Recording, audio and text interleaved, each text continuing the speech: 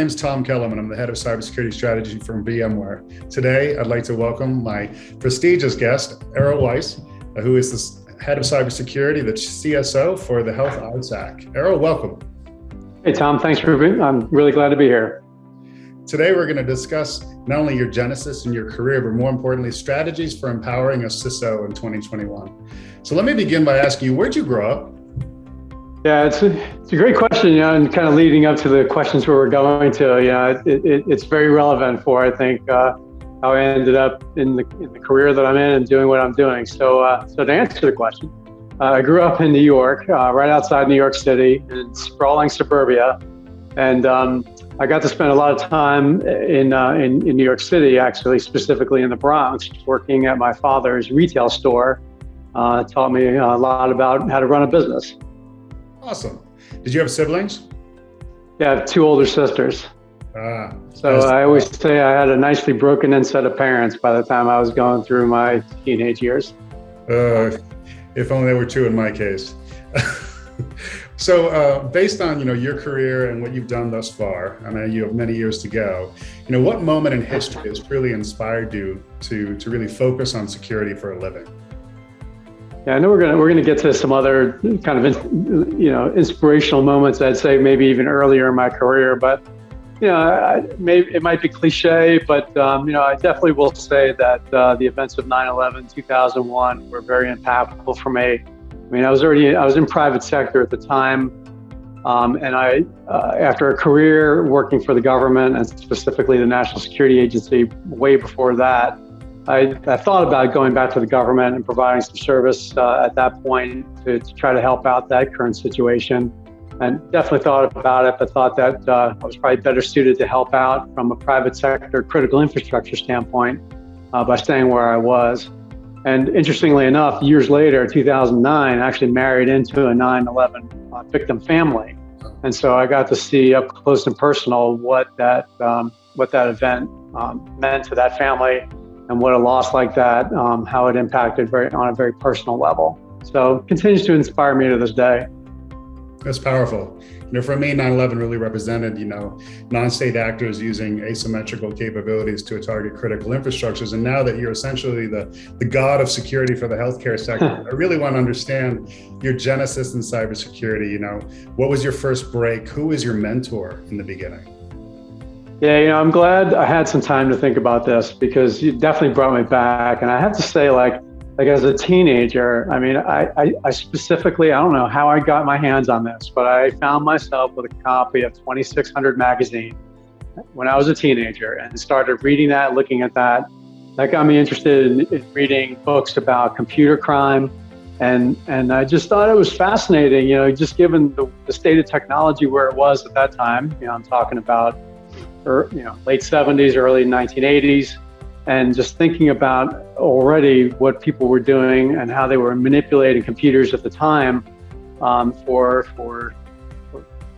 take advantage of and make some money potentially. And then rolling ahead to when I started my career, and actually the first year when I was working for the National Security Agency,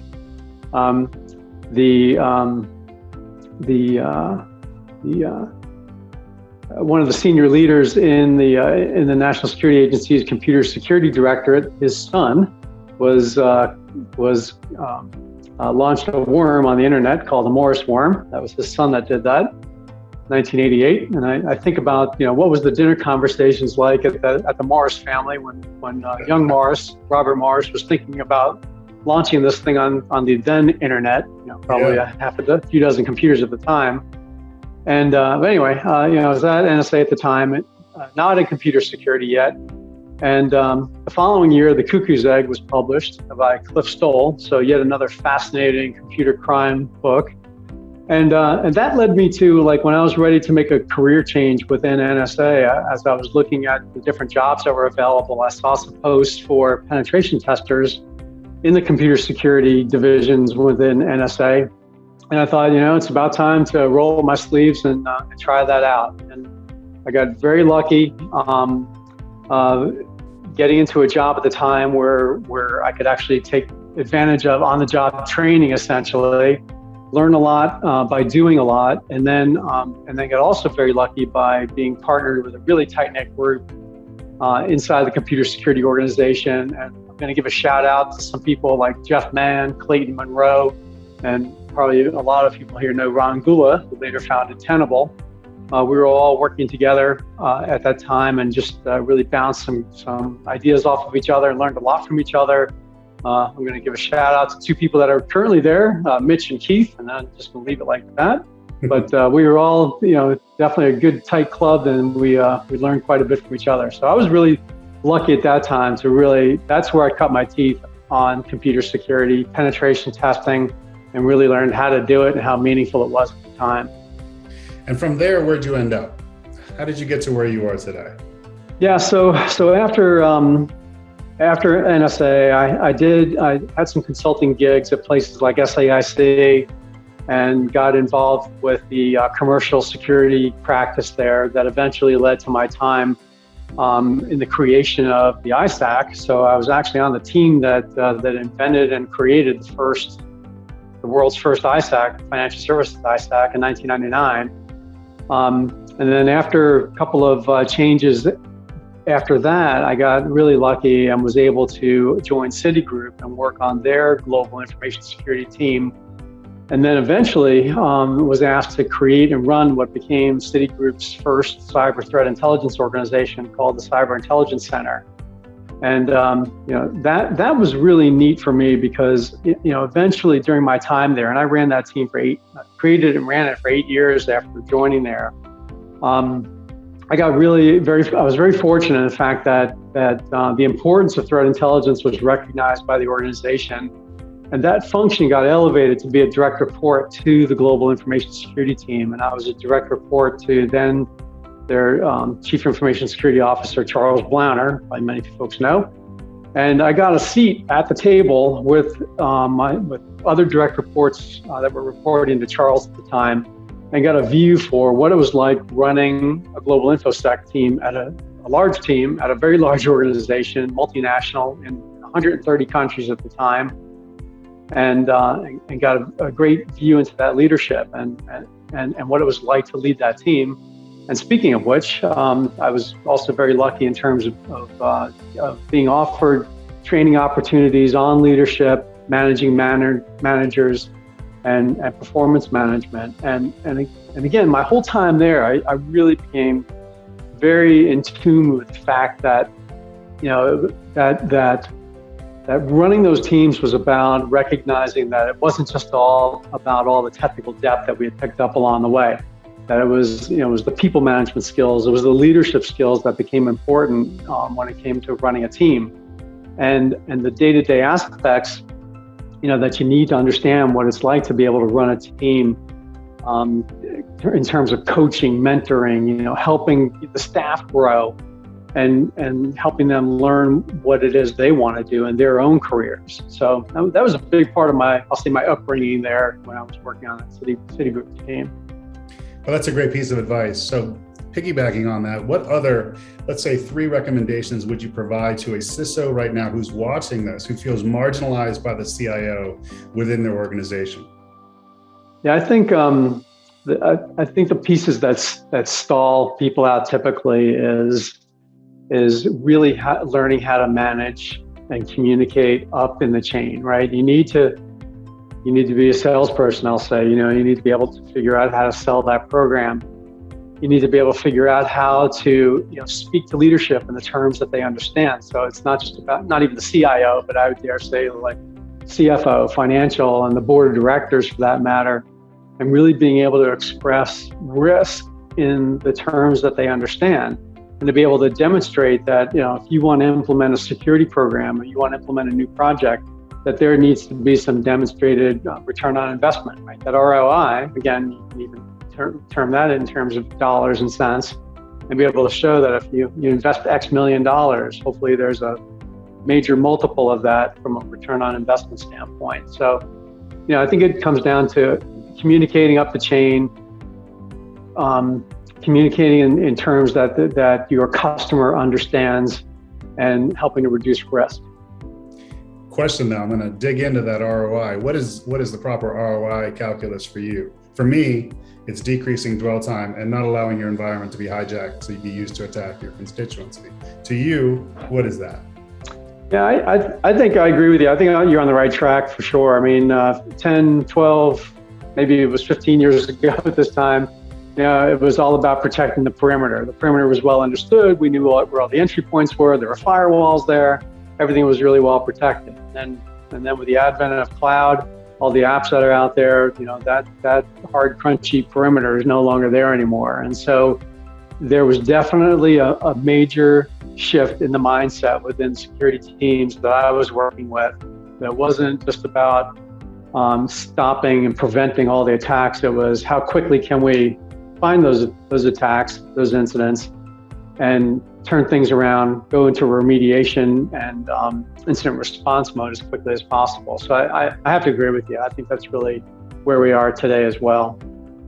So tell me about your current role and your current organization and some of the strategic steps you've taken to not only empower the membership of that organization with greater telemetry, but to, I guess, create that collective force in healthcare to secure both the digital and physical world. Yeah, it's the Health-ISAC is in an interesting point in its evolution. So the organization's been around for 10 years. I would say that there's just been an exponential growth right around the time where I came on board, where the leadership made a very conscious effort to invest in people and technology to be able to really ramp up the services that Health-ISAC was offering its membership. And so we brought on more analysts to help out from the ability to create product and be able to help stimulate information sharing, foster collaboration amongst our peers, amongst our peer organizations, and really help when it came to being able to provide threat intelligence, information about resilience and best practices to our members throughout the field.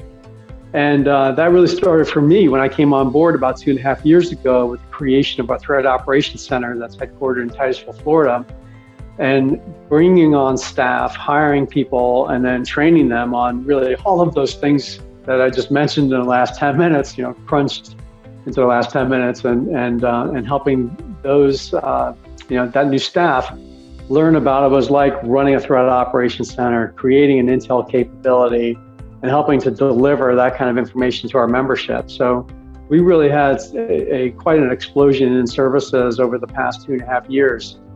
And then from a technology standpoint, we also brought on new systems that would help deliver those products and that information into the hands of our members and let them really customize what they get. So it's not just a sign up and we turn everything on and you're just inundated with 100% of everything we deliver.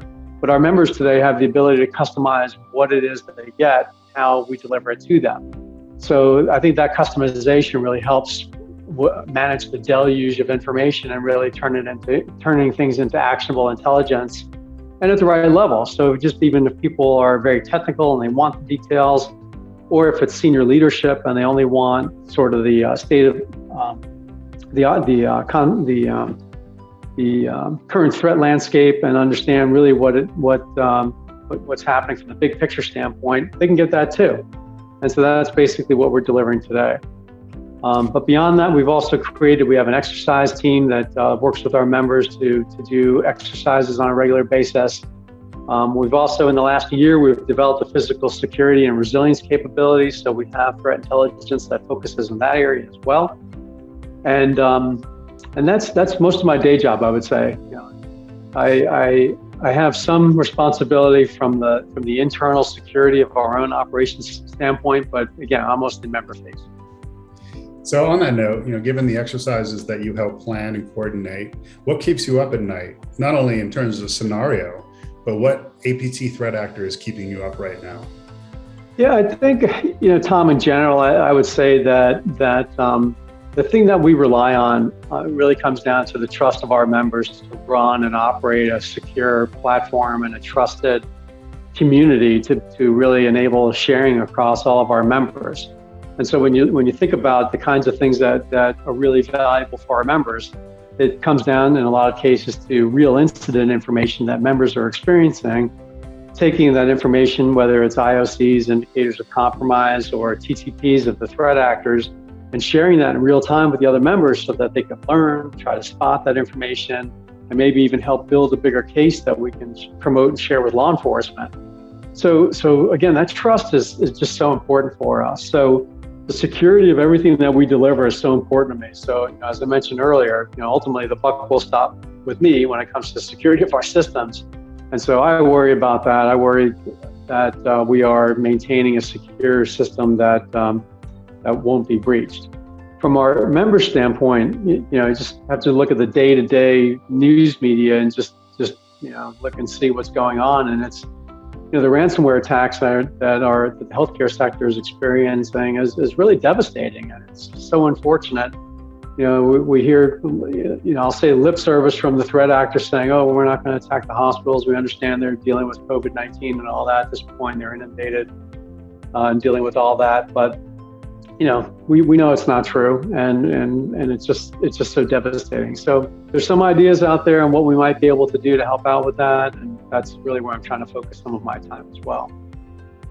And what are your predictions for this coming year, 2022, in terms of the threat landscape evolving, whether it's specific against your sector or just in general? And also, what are your predictions as vis-a-vis the defensive posture of organizations? Yeah, so I want to talk about things in general and maybe focus in a little bit about healthcare sector specifically. So in general, and it's just really timely. We had our Health-ISAC European Summit a couple of weeks ago in Amsterdam, and one of our keynote guest speakers was Mikko Hyppinen, who I'm sure you know. And one of the things that Mikko talked about was, I'll call it the unicorn cyber criminal gangs. These criminal gangs are making so much money these days that they are literally have a net worth of he's suggesting over $1 billion with a B. And I believe it, just in terms of the fraud that I've seen over the years that I've been working in the banking and finance sector and these threat actors that we're dealing with. And with that kind of cash on hand and those kinds of resources, these threat actor groups have the money to invest in all kinds of research and new technology. As scary as it is, I think we're going to start seeing, if we're not already seeing it, artificial intelligence or AI-enabled attacks in the future. And I think we'll see attack campaigns and attack techniques that are going to be very hard to detect, very believable, and very effective when it comes to being successful in terms of new victims. So, I think to quote from Hamilton, we're outgunned, outmanned, outnumbered, and outplanned. And it's going to be a heck of a year when it comes to seeing what the threat actors are up to for us next year in that AI space. More specifically in healthcare, I'd say that with as much digitalization as we've seen in the healthcare sector today, I would dare say we haven't seen anything yet, because I think it's going to continue to explode. And when you look at what's happening in home healthcare, and now with 5G, and with 5G becoming more prevalent, and will certainly be much more accessible in the very near future, I think we're going to see the attack surface grow even more when it comes to that, from home healthcare, home monitoring services, and patient service delivery that will be more focused at home, especially when you see what happened during the last, 18, 20 months during the pandemic, with so much of that healthcare being focused on home delivery. I think that that the market, that home healthcare realizes that there's much more that we can do at home, so let's take advantage of that. And that's great, because I think that will enable more services for people who need it. The problem is, will it be secure? Will it be safe from a digital standpoint? I think, as security professionals, we've got some work cut out ahead of us to take care of that. We do, and it's going to be interesting to see, how the Hippocratic Oath changes vis-a-vis the doctors are responsible for your physical health and your needs, but are they also responsible for your digital health? Right. Will oftentimes be asked. Well, I very much appreciate your honesty and candor today. Thank you for joining me again, Errol. Errol, how do people follow you online? What's your Twitter handle? So the Twitter is ErrolW65. All right, cool. Excellent. So Tom, thanks to you and VMware for having me. It's great to be here. Yeah, thank you for having the time, and thank you for taking a moment to discuss with me your genesis. And any last words for that CISO who really wants to break out? The last word. So I've got to say, from the advice standpoint, it's you need to be selfish about your own career as well. Don't forget about yourself. Take advantage of the mentors that you have access to. I know Tom alluded to it earlier. We didn't get much of a chance to talk about it, but I am very much a proponent of the mentor-mentee network, and I still talk to my mentors regularly today. So it's just such an important aspect of my own growth. Get a mentor outside of your own organization so they can be a little bit more honest about maybe some of the things that you're dealing with inside your own organization, but definitely take advantage of that. Thank you. Well, I hope you have a great evening, and thanks for joining us again. This is the first episode of the Purple Balloon series of how do you empower your CISO and how do you empower yourself. Thanks. Bye.